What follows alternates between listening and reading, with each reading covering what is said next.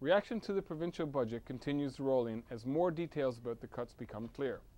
It's no surprise that columnist and desk editor Brian Jones has something to say about this. He has an opinion on everything, from education to politics to sports to what he thinks is general asinine behavior. Brian Jones is never short of something to say.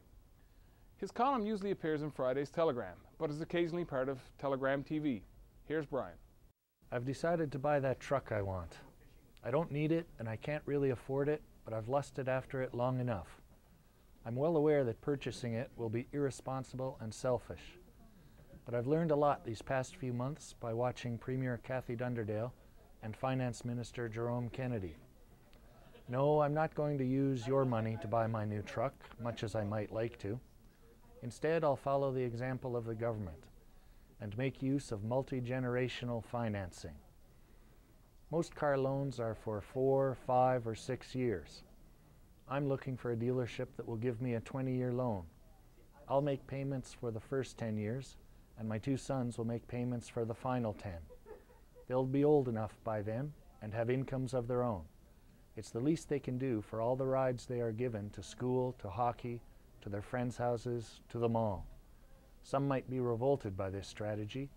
It may seem similar to the backward and unjust practice in some cultures of passing debts from father to son to grandson until they are paid, so debts actually outlive debtors. This will apply to Dunderdale and Kennedy's 50-year scheme for the Muskrat Falls project, but it won't apply to my truck. I plan to still be alive 20 years from now, even if the truck probably won't be. But simply passing my debt on to my sons won't be enough to pay for my new truck. After all, bi-weekly payments will be due soon after I bring it home. Again, learning from the Premier and Finance Minister, I've decided to make some cuts. The boys won't like these cutbacks, but as the person in charge of the money, I realize cuts have to be made. And, like Kennedy, I've made some tough decisions. They can keep their hockey, but there will be no more allowances, or weekly funds as we call them, allowances being for little kids. They won't get severance pay, but their savings should get them through the next 6 months or so. After that, they're on their own.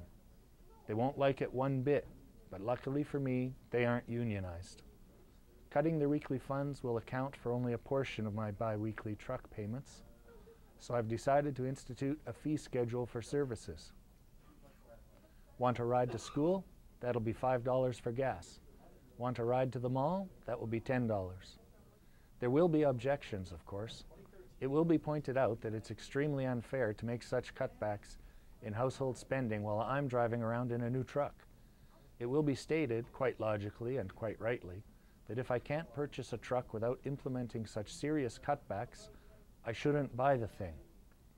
It will be said, accurately, that spending and cutting at the same time makes no sense and is contradictory and hypocritical. All these arguments, although valid, ignore the essential and most important fact. I want a truck. It might seem a stretch to compare a truck to a hydroelectric dam and to compare a household budget to a provincial budget, but certain economic principles apply to both. Here's one.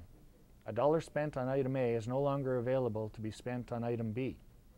So at the same time that Dunderdale and Kennedy made layoffs and cut spending on healthcare and education, they set aside $386 million this year for Muskrat Falls.